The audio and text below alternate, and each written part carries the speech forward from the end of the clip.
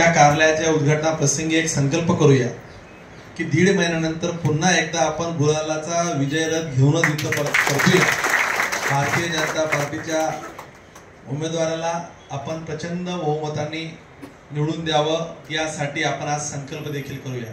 खरं तर मुळात राजकारणात आक्रस्ताळपणा किंवा कुठल्याही प्रकारचा अहंकारपणा नसला पाहिजे. मुळात या गिरीश भाऊंच्या आणि पक्षांच्या आमच्या सगळ्यांच्या सूचना अशाच होत्या की आपल्याला सगळ्या ठिकाणी महायुतीमध्ये लढायचंय.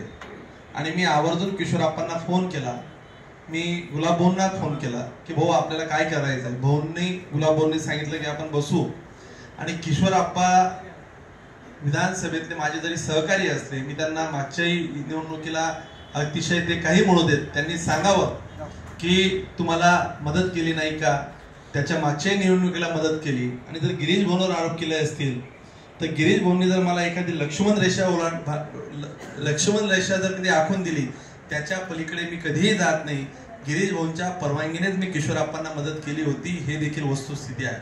आज ते म्हणतात की त्यांनी स्वतःची घोषणा केल्यामुळे शेवटी पक्षीय राजकारणात सगळ्यांना त्याचा अस्तित्व टिकवणं अधिकार आहे आणि आपण आता वेगळी लढायची भूमिका त्यांनी भूमिका घेतल्यामुळे ती आपल्याला भूमिका घ्यावी लागली. मधल्या काळात ते सहज म्हटलेत की आता युती आम्ही करणार नाहीत हे ठरलंय. मी म्हटलं आमच्यासाठी दरवाजे उघडे. ते म्हणे दरवाजे बंद आहे.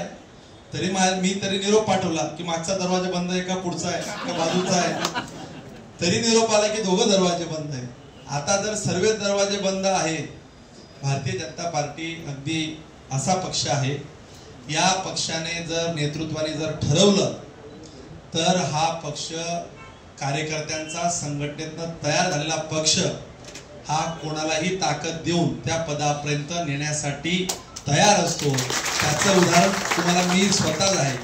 मागच्या 2019च्या विधानसभेला गिरीश भाऊंनी मला तिकीट दिलं. अगदी अशी परिस्थिती होती की सगळी संभ्रमावस्था होती आणि माझ्यासारख्या कार्यकर्त्याला आमदार केलं. खरं तर दिलीप भाऊ तुमच्या नावातच वाघ आहे, पण तुमचा प्रॉब्लेम असा झाला तुम्ही दरकाड्या फोडूनच सोडून दिलं. त्याच्यामुळे वाघाचं अस्तित्व हरवल्यामुळे म्हणजे जंगलामध्ये काही लोक असं हे करायला लागले.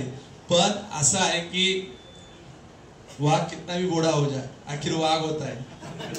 त्याच्यामुळे मला असं वाटतं की ही आपण समन्वयाने आणि ताकदीने जर आपण लढलो तर ह्या नगरपालिका, पंचायत समिती, जिल्हा परिषद यात काही सांगण्याचं कारण नाही.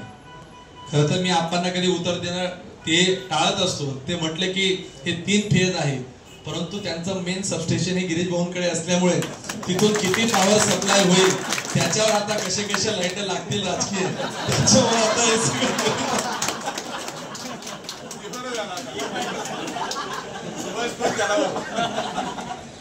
आणि गिरीश भाऊंकडे डायरेक्ट 25,000 केवीचा सप्लाय त्यांनी सबस्टेशन मध्ये टाकून घेतल्यामुळे ते कोणाला किती सप्लाय कसा देतील, एखाद्याचा लाईट उडवायचा का त्याला अंधारात ठेवायचा, आता हे त्यांनी ठरवायचं आहे. पण आपण सगळेजण, मी तुम्हाला सांगतो की तुम्ही काही काळजी करू नका. आपण ताकदीने, हुशारीने, चाणक्षपणे राजकारणात अति आत्मविश्वासात न जाता समन्वयाची भूमिका लढू. आज शिवतीर्थाच्या माध्यमातून ताई तुमचं मी मनापासून अभिनंदन करतो की हे कार्यालय येणाऱ्या काळात कार्यकर्त्यांसाठी हक्काचं एक व्यासपीठ तयार होईल.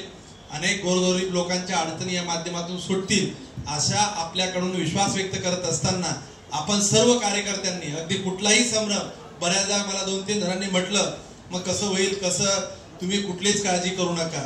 तुम्ही अमोलदादा कसं करेल, ताईचं कसं होईल, मग पुढे कसं होईल, मग दिलीप भाऊ काय करतील, मग मधुभाऊ किशोरप्पांचे मित्र आहेत का कोण कसे आहेत, तुम्हाला सांगतो सगळ्यात जास्त मोठा झटका कोणाला मिळाला, भाऊंना मिळाला. नंतर मैत्री, तुम्ही म्हटले की या कार्यालयातनं काही लोक दुसऱ्या ठिकाणून चालले, पण त्या कार्यालयाचं मधल्या लांगीतनं तुमच्याकडनं पाणी जात होतं. पण आता सगळे बारे बिरे आपण सगळे बदलून टाकू. तुम्ही गिरीश भाऊ, आपण सगळेजण, तुम्हाला सांगतो की तुम्ही जर आपण नेतृत्वाला हाच विश्वास द्यायचा आहे. भाऊ तुम्हाला फार अतिशयोक्ती सांगत नाही. जर या सगळ्यांनी जर मनावर घेतलं तर इथं भारतीय जनता पार्टीचं मधल्या काळात युती नव्हती. फक्त विधानसभेला, लोकसभेचंच गणित एक सोडलं तर आपण कोणी काही आता बघा राजकारणात आरोप नाही केले तर राजकारणात त्याला होईल का? राजकारणातला जिवंतपणाच संपून जाईल. कोणाला काय बोलायचं, कोणाला काय करायचं करू द्या. तुम्ही फक्त तुमच्या कामाला लागा. दिलीप भाऊंच्या संदर्भात खरं तर पाचोऱ्यावाल्यांचा एक हुशारी आहे. गिरीश भाऊ म्हटलं की तिकिटाचा निर्णय कसा झाला भाऊ, त्यांनी पक्षाचं वरतून एक सूचना दिल्या. त्यांनी ह्या तिघांनी एक काय केलं, वरतून असा सूचना दिल्या होत्या की तुम्ही सगळे स्थानिक निर्णय स्थानिक स्तरावर घ्या. जर तुमच्या स्थानिक जर वाद नाही मिटले तर तुम्ही जिल्हा स्तरावर या. जिल्हा स्तरावर नाही मिटलं तर विभाग स्तरावर, प्रदेश स्तरावर या. आणि जर तिथं पण मिटत नसतील तर मग प्रदेशाध्यक्ष आणि मुख्यमंत्री म्हणून आम्ही लक्ष घालू. या तिघांनी पाहिलं की आपल्या तिघांच्या भानगडीत प्रदेशावर जायची, वरती जिल्ह्यावर जायची गरज नको. आपण आजच हातात हात घेऊन काम करू.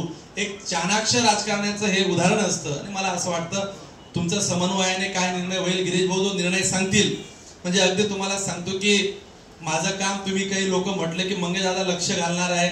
माझ्याकडे गिरीश भाऊंनी जो निरोप पाठवला, भाऊ तुम्ही जर सांगितलं की तुला हे करायचं आहे, मी इथं आम्ही सगळेजण, मी खूप छोटा कार्यकर्ता आहे पण पक्षासाठी सगळ्या सहकाऱ्यांसाठी पूर्ण वेळ, रात्रीचा दिवस करू, पूर्ण वेळ. माझ्या मतदारसंघात कोणी म्हटलं की ते कोणी लक्ष घालणार आहे, त्यांना माझ्या खूप साऱ्या शुभेच्छा. त्यांनाही त्यांचा अधिकार आहे पक्ष वाढवायचा, तिथेही मला गरज आहे. माझ्याकडे खरं तर माझे विरोधक होते, ते आज दुर्दैवाने नाही आहेत, पण विरोधकांचं कौतुक करणारा मी एक नेता आहे. तिथं कार्यकर्ता म्हणून काम केलं आहे. अनेकदा मी सांगायचो की माझे विरोधक खानदानी आहे, माझे विरोधक खानदानी आहेत. आणि जर तिथं जर यांच्या माध्यमातून कोणी येत असतील तर त्यांनाही आपल्या शुभेच्छा असतील. राजकारणात इतका छोटा विचार करून कधीही काम करायचं काम आम्ही करत नसतो. पण भारतीय जनता, आता पुन्हा गिरीश भाऊ तुम्हाला सगळ्यांकडनं एक शब्द द्यायचा का, भाऊ पुन्हा येतील तेव्हा विजयाचा गुलाल इथं तुम्ही आणाल, आपण आणायचा.